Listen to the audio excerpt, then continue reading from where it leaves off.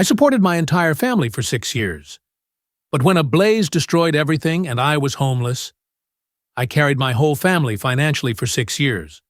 But when a fire consumed all I had and I was left with nowhere to turn, my own mother scoffed and said, "This isn't a charity." That's when it hit me, and I severed all ties. By dawn, my phone showed 69 missed calls. "Hey Reddit, I'm Sarah, 29F. For 6 straight years, I poured everything, my money, time, energy, and sanity, into a family that no longer saw me as human. I wasn't a daughter anymore. I was a resource, a paycheck with a pulse, and the worst part? I let it happen. I convinced myself this was love, quiet sacrifice, never expecting anything back. It began innocently enough. After college, I landed a solid remote job in graphic design at 23. Full of optimism and ready to pitch in, my parents' cafe had gone under after a financial nosedive during the pandemic. My younger siblings were still students. I thought, I've got a good income. They need me now. We're family. We stick together. That now stretched into 6 years. It started with groceries, then rent, then the car payment, then my sister's tablet for classes, then the furnace repair, then the electric bill. Every month, they found new ways to lean on me. I stopped socializing. No vacations. I lived in a cramped apartment with a dripping faucet and warped floors, funneling half my paycheck to them. But gradually, their demeanor shifted. Their gratitude faded. They stopped thanking me. They began expecting it, demanding it. If I sent money a day late, my mother would fire off curt texts. "Your dad's anxious again. Don't forget about us." My brother would request extra cash for gadgets, like I was a vending machine.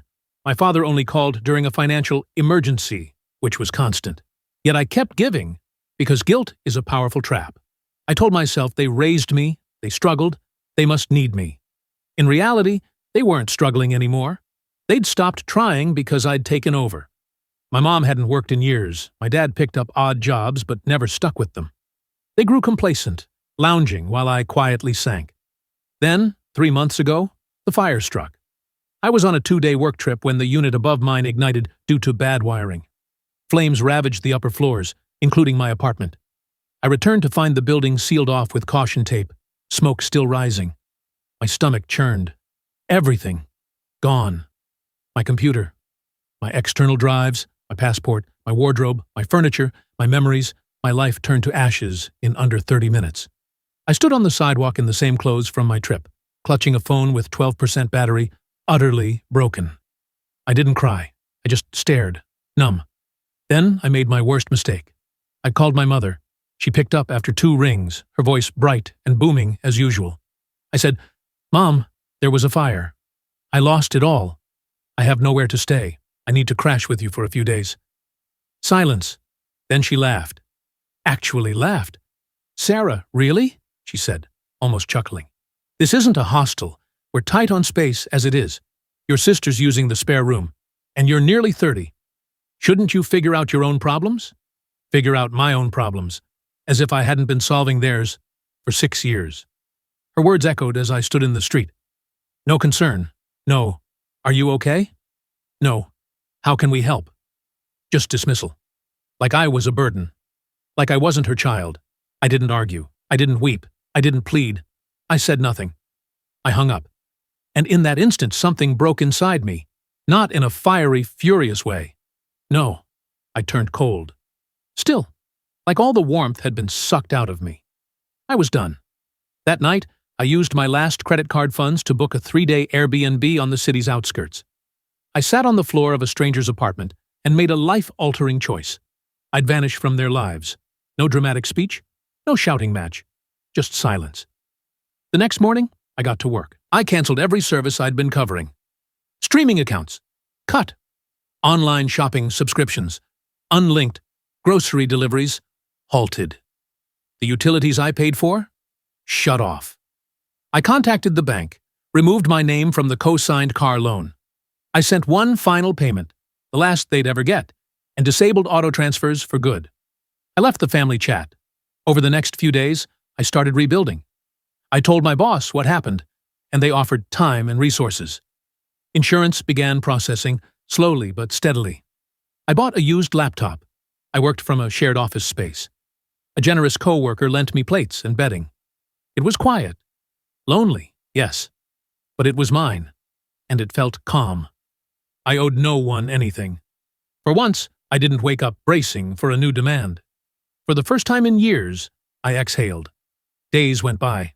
I expected someone to notice, but their silence was louder than ever. No one checked in, not even my brother. Then, on the fourth day, it hit. It was early, around 6:40 a.m. My phone buzzed on the nightstand. I glanced at the screen and froze. 69 missed calls. Not an exaggeration. Real. 69 missed calls. From my mom, dad, siblings, even an uncle. Dozens of voicemails. Hundreds of unread texts. The silence was over, and they were in chaos. Because without me, their world was collapsing. I didn't unlock the phone immediately. I just stared, letting the number sink in. I got up, brewed coffee with a borrowed kettle, opened the balcony door, and sat as the city stirred. While my family unraveled, I took my first true breath in years, and I stayed silent. I sat on that small Airbnb balcony, coffee in hand, staring at a screen flashing 69 missed calls, and felt something I hadn't in years. Quiet. Without weight. It was pure. Steady. The kind of quiet that doesn't brace for the next disaster. For the first time, the fire wasn't behind me. It was in me, burning away every tie that bound me to them. I didn't hurry to check the voicemails. I didn't scan the texts. I knew their script. My mom would feign concern, then pivot to passive-aggressive jabs. My dad would growl orders, trying to reclaim authority. My brother would be caught off guard, unsure why I'd stopped playing my part. My sister would rage about the missing funds. I didn't need to hear it. I'd lived it for years. The difference now? I was free. That morning, I opened a new savings account. I moved what remained of my emergency fund. For my emergencies, not theirs. I ordered a new laptop through Work's reimbursement plan, applied for a replacement ID, and signed a short-term lease on a small apartment in a quiet city corner where no one knew me. In less than a week, I'd done more for myself than in the prior 6 years combined.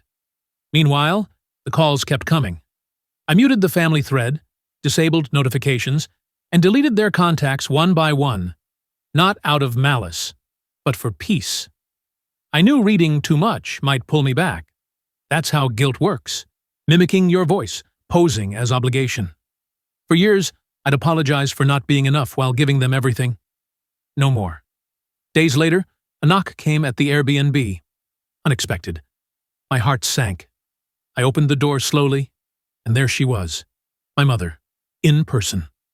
Wearing the same heavy makeup, the same sweater she used like a shield, the same look that screamed she expected to win.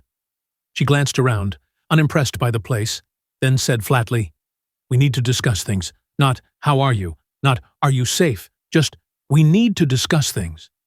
Like I was late for a board meeting, I didn't open the door wider. I leaned on the frame, silent. She dove in. "Your dad's been ill. Your sister's tuition is overdue. We're behind on rent. We don't get what's going on. Why are you doing this? Why would you abandon your family?" There it was, the manipulation, the staged bewilderment, pretending she didn't know what she'd done.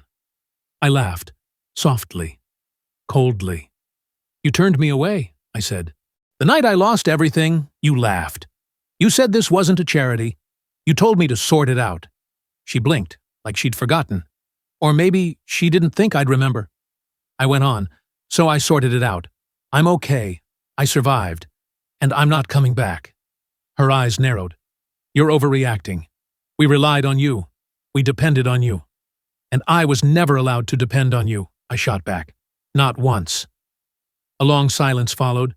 Then her voice dropped into that familiar guilt-tripped tone. "We're your family, Sarah. You're supposed to look after us." I stared at her. Calm. Cold. Done. "No," I said. "I did look after you. For 6 years. And you treated me like a bank, not a daughter. When I needed you, not for money, not for much, just a place to stay and a shred of care, you shut me out." She tried to speak, but I shook my head. "We're finished," I said. "You can leave." And I closed the door in her face. She knocked again, called my name. I didn't respond. I stood in the kitchen, letting the moment settle. For years, I'd craved being heard, understood. I didn't get that, but I got something better. I got free. After that, the family dynamic shattered. The quiet didn't last. My dad texted a week later, "Grow up. You're being absurd. You don't abandon your kin." He followed with a plea for $600 to get back on track. I blocked him. Then my brother reached out. Not for money. He sent a long message, part apology, part confusion. He said home was falling apart. He didn't grasp why I'd gone dark, but hoped I was all right. It was the first message that felt remotely genuine. I didn't reply. Not because I didn't care, but because I needed space. The wound was too fresh. The betrayal too raw. By month's end, a cousin unaware of my cutoff mentioned my family was in disarray. The car was repossessed. My sister deferred a semester. The power was cut briefly. Their world was crumbling because, for the first time in years, I wasn't holding it together. A small part of me, the old me, felt a pang of guilt. But the rest? Liberated. I channeled that freedom into myself. I started counseling. I joined a painting class on Sundays, a hobby I'd loved but dropped because weekends were for work. I bought fresh groceries. I decorated my apartment slowly, choosing pieces I loved, not just what was cheap. One night, I caught my reflection and barely recognized myself, not because I'd changed physically, but because I stood straighter, smiled freely, breathed fully. Losing everything taught me I had nothing left to lose, except the people who'd drained me for years. A month after the fire, I received a handwritten letter, 4 pages long. It was from my brother. He finally saw what I'd done. He recalled the time I skipped my birthday party to clear their loan debt. He remembered Mom mocking me behind my back, calling me hysterical when I admitted exhaustion. He apologized, saying he was starting to see the truth.